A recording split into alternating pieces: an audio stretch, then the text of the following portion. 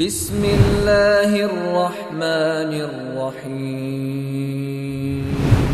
شہر رمضان الذی انزل فیہ القرآن ھدی للناس وبینات من الھدی والفرقان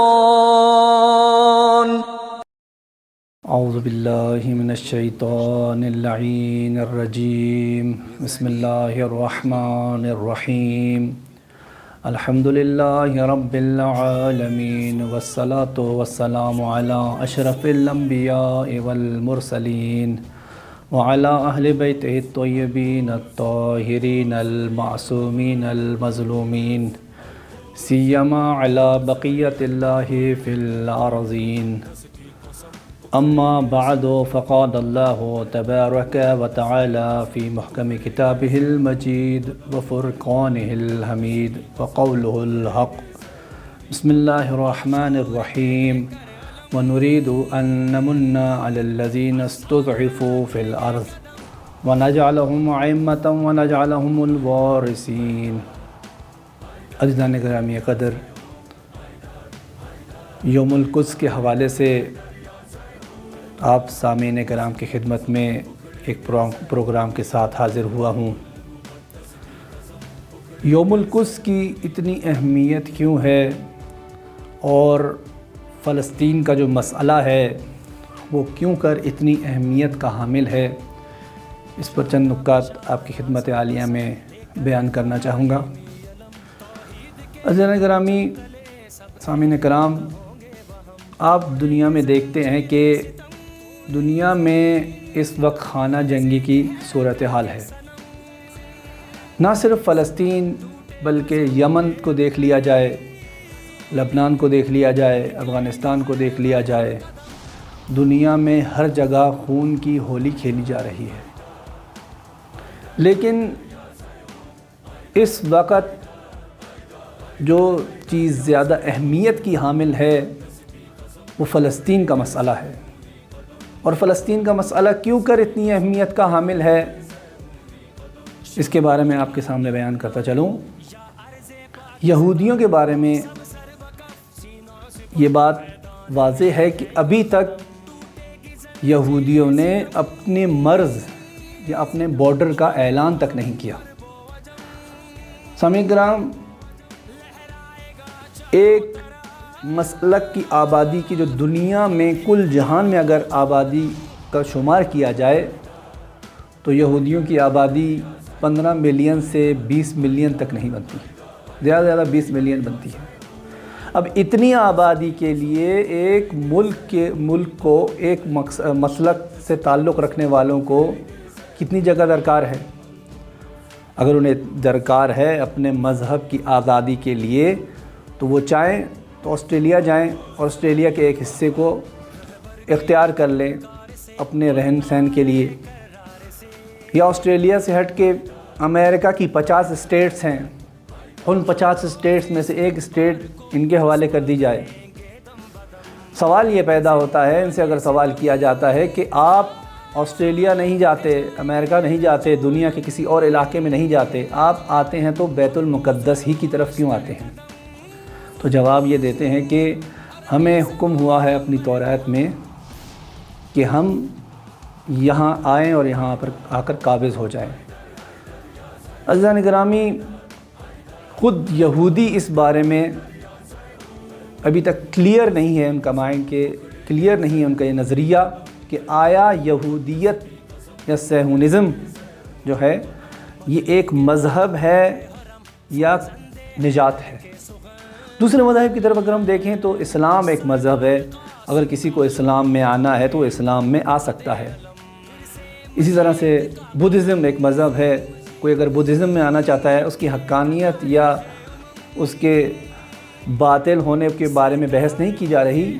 اگر کوئی آنا چاہتا ہے تو دروازے کھلے ہیں، آ سکتا ہے. لیکن جب آئیں یہودیت کی طرف تو یہودی کہتے ہیں کہ کوئی بھی ہمارے مذہب میں داخل نہیں ہو سکتا.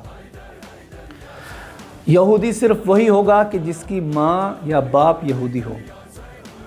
عزیزان گرامی، ان کے مقاصد کیا ہیں؟ یہودیوں میں نے آپ کے سامنے بیان کیا کہ فلسطین کی اتنی اہمیت کیوں ہے، فلسطین کے اوپر اتنا زور کیوں ڈالا جاتا ہے، اتنی اہمیت کیوں دی جاتی ہے کہ فلسطین کو نیست و نابود کیا جائے، صفحہ ہستی سے مٹایا جائے۔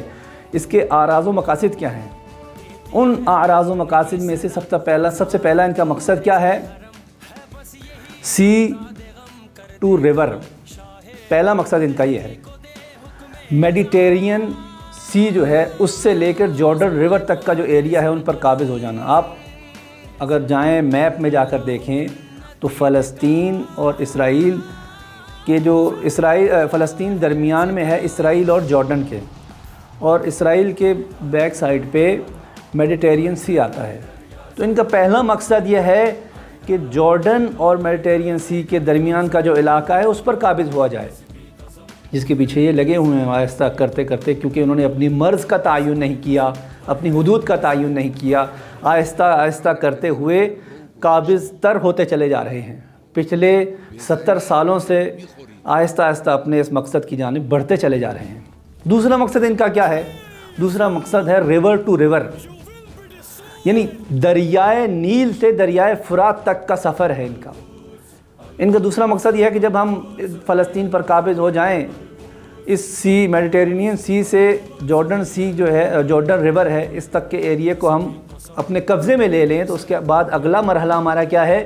ہم دریائے نیل سے دریائے فرات تک کا سفر کریں اور اس کو اپنے حصے میں لے لیں۔ جب وہ بھی ہمارے حصے میں آ جائے تو اگلا مرحلہ ہمارا پوری دنیا پر قابض ہونے کا ہے۔ عزیزان گرامی،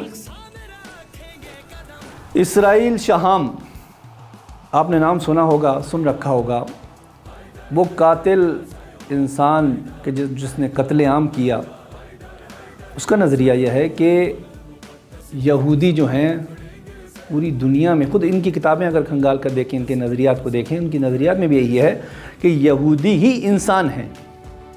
جو دنیا میں دوسری مخلوقات یعنی دوسرے مذاہب کے لوگ اور پیروکار پائے جاتے ہیں وہ انسان نہیں ہیں۔ ان کے نظریے میں وہ جوئم یا جینیٹل ہیں، ایک اصطلاح ہے جس سے مراد دو پائے، یعنی جانور جو ہیں صرف 4 پائے کے جانور نہیں ہوتے بلکہ 2 پائے کے بھی جانور ہوتے ہیں جن کے 2 پیر ہوا کرتے ہیں۔ ان کا نظریہ یہ ہے کہ ہم یہودی ہی اللہ کی مخلوق ہیں اور انسان ہیں، باقی انسان بھی نہیں ہیں بلکہ باقی حیوانات ہیں۔ اور یہ ان کا مشہور مقولہ ہے کہ we are the chosen people, ہم کیا ہیں؟ منتخب شدہ برگزیدہ لوگ ہیں۔ باقی جو انسانات ہیں وہ انسان نہیں ہیں بلکہ حیوانات ہیں۔ ایک انسان اور ایک جن کے جو ہے نا آپس میں رشتے کی وجہ سے دنیا میں آئے ہیں، باقی صرف اور صرف ہم ہی ہیں کہ جو پروردگار عالم نے ہمیں خلق کیا ہے انسان کے طور پر۔ اب ہم ان کی پوری دنیا میں حاکمیت دیکھیں تو ان کی حاکمیت کہاں تک ہے؟ کیوں اتنا اہمیت کا مسئلہ رکھتا ہے، اہمیت کا حامل ہے یہ فلسطین کا مسئلہ؟ کیوں اس کو اتنا جو ہے اہمیت دی جاتی ہے؟ اس وجہ سے کہ پورے دنیا کا جو بینک کا نظام ہے، بڑے بڑے بینک ہیں اسرائیلیوں کے ہاتھوں میں ہیں، یہودیوں کے ہاتھوں میں ہیں، صہیونزم کے ہاتھوں میں ہیں۔ پوری دنیا کا جو سوشل میڈیا ہے، پوری دنیا کا جو میڈیا ہے، انہی کے ہاتھ میں ہے۔ آج ہمارے بچوں کو جو گیمز بنا کے دے رہے ہیں، مختلف چیزیں جو میڈیا پر دے رہے ہیں ہمارے بچوں کو خراب کرنے کے لیے، انہی کے ہاتھ میں ہیں۔ فیس بک کا مالک خود یہودی ہے۔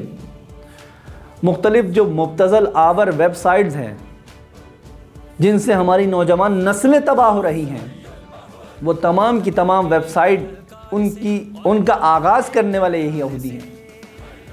ان کا مقصد یہ ہے کہ ہم اپنے جوانوں، دنیا کے جتنے بھی جوان ہیں، مسلمان ہیں یا عیسائی ہیں یا کسی بھی مسلک سے تعلق رکھتے ہیں، انہیں ان چیزوں میں، ان رنگینیوں میں لگائے رکھو اور اپنے مقاصد کے حصول میں تیزی لے آؤ، اور آہستہ آہستہ کر کے سٹیپ بائی سٹیپ اپنے مقاصد کا حصول حاصل کرتے چلے جاؤ۔ عزیزان گرامی، دنیا میں اگر دیکھا جائے تو ہیجان آور جو ویب سائٹس ہیں ان کو پروموٹ کرنے والے یہی ہیں، بڑی بڑی جتنی بھی ویب سائٹس ہیں ان کو چلانے والے یہی لوگ ہیں۔ ان لوگوں کا مقصد یہی ہے کہ لوگوں کو ان چیزوں میں لگا کر اپنے مقاصد کا حصول کیا جا سکے۔ بہت سے ایسے اسرائیلی ہیں، یہودی ہیں کہ جو ان کی تردید کرتے ہیں اور جو انہیں اسرائیلی مانتے نہیں ہیں اور کہتے ہیں کہ کیونکہ ہماری کتاب توریت میں آیا ہے کہ جب تک منجی عالم کا ظہور نہ ہو جائے، اس دنیا میں نہ آ جائیں، ہم آگے نہ نکلیں۔ رہبر معظم کے ایک بہت ہی بہترین جملہ، رہبر معظم کیا فرماتے ہیں کہ فلسطین جو ہے وہ سیکرٹ کی ہے امام زمانہ کے ظہور کے لیے، یعنی امام زمانہ کے ظہور کے لیے جو سیکرٹ کی ہے وہ مولا امام زمانہ علیہ السلام کے ظہور میں جو مین وجہ بنے گی، اور دنیا کے اوپر حق و باطل کا جو معرکہ ہے اس کو جب واضح کیا جائے گا، اس کا جب نتیجہ نکلے گا تو امام زمانہ کا ظہور ہو جائے گا۔ رہبر معظم فرماتے ہیں کہ سیکرٹ کی کیا ہے؟ فلسطین ہے، امام زمانہ کے ظہور کی۔ جب امام زمانہ کا ظہور ہوگا تو اس وقت حق و باطل کا فیصلہ ہوگا۔ اسرائیلی ایک دھڑے میں ہوں گے اور جتنے بھی عیسائی ہیں وہ حضرت عیسیٰ علیہ السلام کی پیروی میں اس دھڑے میں آ جائیں گے، اور اسرائیلیوں اور یہودیوں اور مسلمانوں کا آپس میں معرکہ ہوگا۔ تو عزیزان گرامی، ہمیں اس یوم القدس کی اہمیت کو مد نظر رکھتے ہوئے اس کو باشکوہ انداز میں منانا چاہیے، اور بیت المقدس کے جتنے بھی پروگرامز ہوتے ہیں، جتنی بھی ریلیاں ہوتی ہیں ان میں شرکت کرنی چاہیے، تاکہ اس سے یہ پیغام جائے کہ جو اسرائیلی مقاصد ہیں اور دنیا پر ان کا قبضہ کرنے کا جو مقصد ہے، وہ ان کا مقصد جیسا کہ امام خمینی فرمایا کرتے تھے کہ اگر پوری دنیا کے مسلمان ایک پانی کی بالٹی بھی اسرائیل کی طرف بہا دے تو اسرائیل اس میں بہہ کر نیست و نابود ہو جائے۔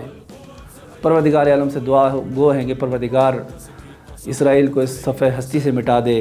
جتنی بھی طاغوتی ممالک ہیں، امریکہ، اسرائیل اور انگلینڈ اور جتنے بھی طاغوتی ممالک ہیں، ان کو نیست و نابود فرما، اسلام کو سربلند اور ترقی عنایت فرما، علماء حقہ کا سایہ ہمارے سروں پہ قائم و دائم فرما، امام زمانے کے ظہور میں تعجیل فرما۔